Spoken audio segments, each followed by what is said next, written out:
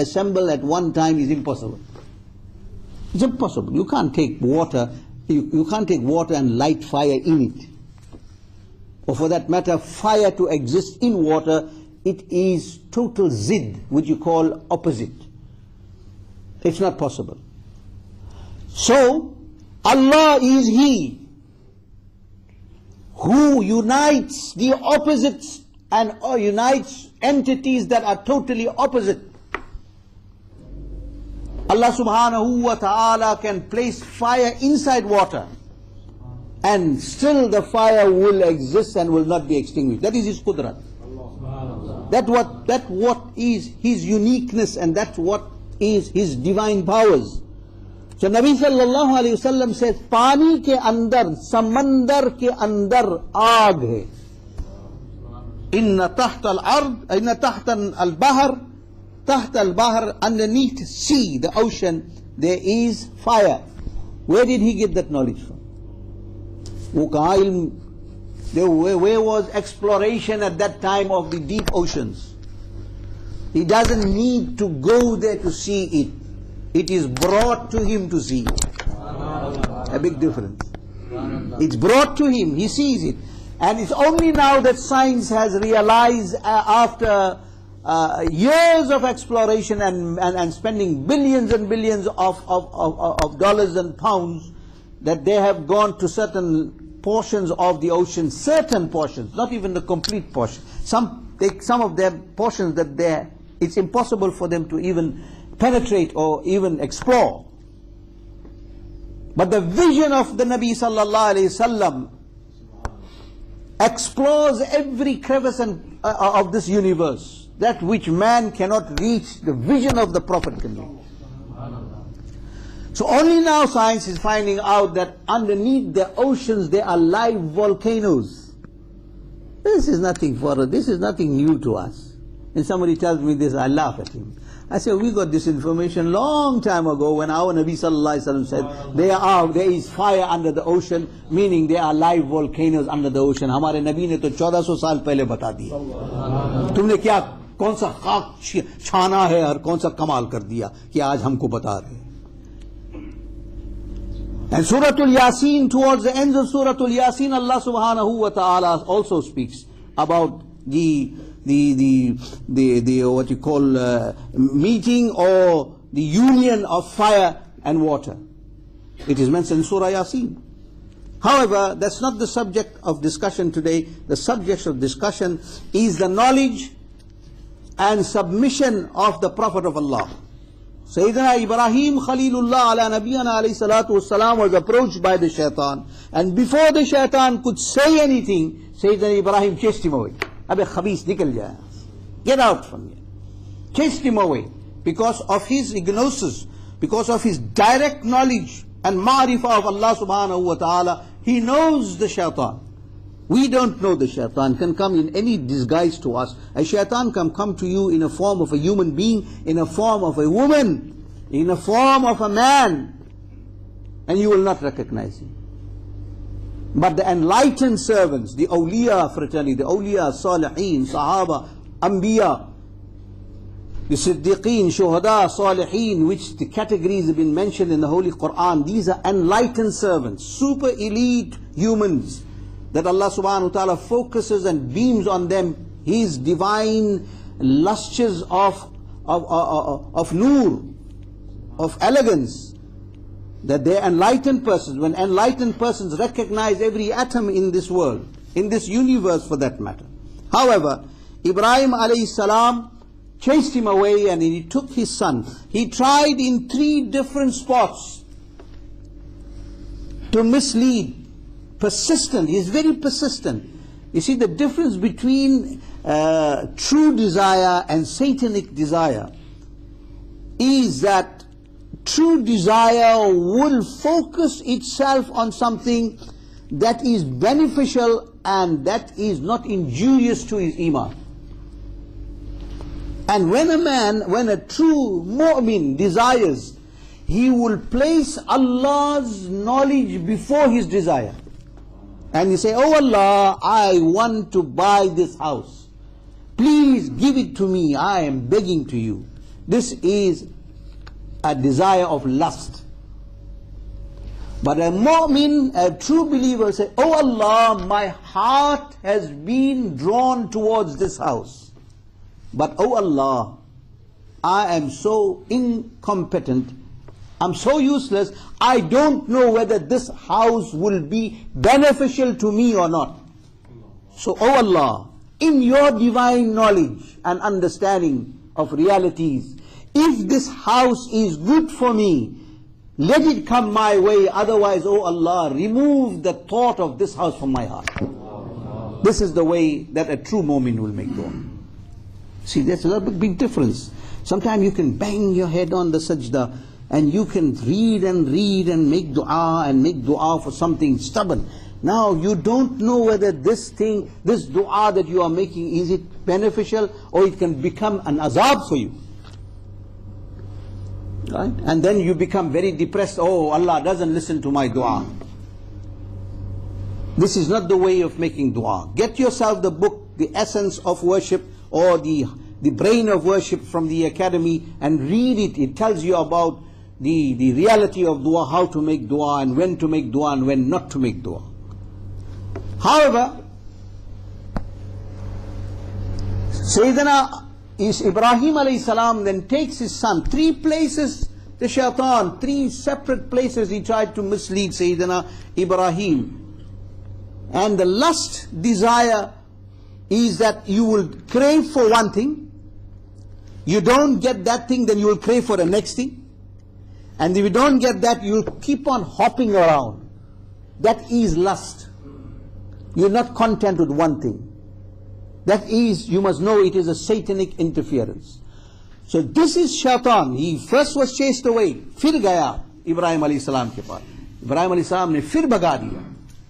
He went back again, second time, chased him away. He went to the third time, he chased him away. Therefore you will find 3 spots in Mina that is known as the Jamarat, the small, medium and the big shaitan. That's where you pelt the shaitan. Those are the spots actually where shaitan tried to mislead Sayyidina Ibrahim alayhi salam. Therefore it became significant that you pelt him now. So Allah subhanahu wa ta'ala's qudrat is when you throw that pebble. Somebody may be thinking, Baba, what nonsense is this? There's a pillar here, a wooden stone pillar, and you must go in that. That's the most dangerous part of Hajj. A lot of people get trampled, a lot of people get hurt. That is a very dangerous portion of Hajj. You have to be very careful and you have to watch how you go there. So the shaitan, how does he get hurt? How does he get hurt when you're pelting a stone pillar? This is symbolic. It is symbolic for you to throw your pebble to that spot. It is the qudrat of Allah to inflict pain on the shaitan. Simple. Your work is to throw the stone. A patthar jahan chahe pheke, aur uski qudrat jahan chahe uska dard pahuncha de. Ye Allah ki qudrat hai. Your servitude as a servant is to throw that pebble, and the qudrat of Allah will take over from there, and He will inflict that pain on the shaitan. So symbolic. You may understand the qudrat of Allah subhanahu wa ta'ala. If you understand the qudrat of Allah, then that ritual will be very significant to you. However, Ibrahim alayhi salam places the son, and the son says, "Oh my father." Bachcha ke dekho, 7 saal ka bachcha kya keh raha hai? 7-year-old child, what he says, "Oh my father, I have a request." What is your request? He said, "Oh my beloved father, when you make zabah, before you make zabah, tie my legs, so that I don't kick myself when my soul is coming out, and my blood will spill and spoil your clothes. And then you take when you see me suffering." जब इंसान या कोई जानदार की जो रूह निकलती है, it kicks, and when the soul comes out and the blood is being spilled, at that time you find there is a sense of sorrow that touches your heart. एक खौफ और एक गम आपके दिल में होता है कि इसकी जान चली जा रही. At that time, imagine if your 7-year-old child has been slaughtered and his life is coming or is kicking, what will be your state? You know what the child says to the father? Oh my beloved father, when you find me in this state, when my ruh is coming out and when I'm bleeding from my throat, please don't cry and don't be sad. Take my bloodstained kurta, take my bloodstained garb and give it to my mother to keep it as a remembrance that her son has sacrificed happily his life for Allah subhanahu wa ta'ala. And tell my mother, if my mother asks you, where is my son Ismail? Tell her that you have left him with somebody that is more compassionate than a parent.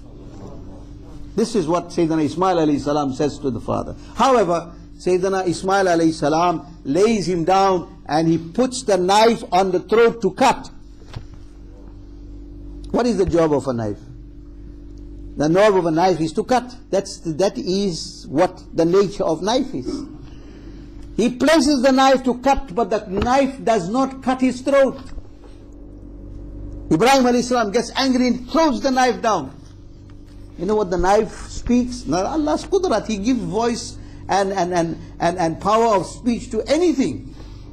Like pebbles and stones and objects, trees spoke to the Nabi sallallahu alayhi wasallam. Sayyidina Ali radiallahu anh says, I remember those trees and I remember those rocks and stones that in Makkah Mukarramah when I was young and walked to the Nabi, those stones you say, As-salatu was-salamu alayka ya Rasulallah. मैं उन पत्थरों को पहचानता हूँ जो अल्लाह के मुक़द्दस रसूल सल्लल्लाहु अलैहि वसल्लम को उनके साथ से जब उनके पास से गुजरते थे तो वो पत्थरों ने हुजूर को सलाम किया. Allah's qudrat, Allah gave speech to the knife and the knife says, Oh Ibrahim, why are you angry and why did you throw me away? Ibrahim alayhi salam said, you were supposed to cut, why did you not cut? Ibrahim the knife says to Ibrahim alayhi salam, Oh Ibrahim, tell me, when Fir'aun threw you inside the fire, the bonfire, tell me why did the fire not burn you? उस आग ने आपको क्यों नहीं जलाया? Ibrahim alayhi salam replies, Allah's command came to the fire, قُلْنَا يَا نَارُ كُونِي بَرْدًا وَسَلَامًا عَلَى Ibrahim. Oh fire, become cool down become salama, cool down and become comfortable for my Prophet Ibrahim. The knife replies, he said, Oh Ibrahim, that was one command to the fire. Allah gave one command to the fire, قُلْنَا يَا نَارُ كُونِي بَرْدًا وَسَلَامًا عَلَى Ibrahim. But oh Ibrahim, remember Allah ordered me 70 times, be careful, never cut the throat of Ismail. वहाँ तो एक मर्तबा कहा गया, या मुझसे 70 मर्तबा कहा गया. Allah ordered the fire once, Allah ordered me 70 times, be careful, do not cut the throat of Ismail. And just then Sayyidina Jibreel alayhi salam arrived and he placed the ram in place of Sayyidina Ismail alayhi salam. And remember, when that blade was placed onto the throat, that is the time Allah ordered Sayyidina Jibreel, who was in the higher portions of the heaven. He was in the transcendental region, in the higher heavens. Wahan Khuda ne hukum diya, Hey Jibreel, khabardar, go immediately and place a ram in place of Sayyidina Ismail before the knife cuts it. Or Sayyidina Ibrahim was there and then suddenly he sees the ram coming. And when the ram was placed there, removed Sayyidina Ismail and the knife cut immediately. The knife first refused to cut Sayyidina Ismail. But when the ram was replaced by the ram, immediately as soon as Sayyidina Ibrahim placed the knife, it cut the throat and sacrificed that ram for the pleasure of Allah subhanahu wa ta'ala. This is how the qurbani took place. When Ibrahim alayhi salam saw this, when he saw this, then Allah subhanahu wa ta'ala said to Sayyidina Nabi Ibrahim, because of your sabr, O Ibrahim, because of your sabr, and servitude and obedience to Allah subhanahu wa ta'ala, Allah has granted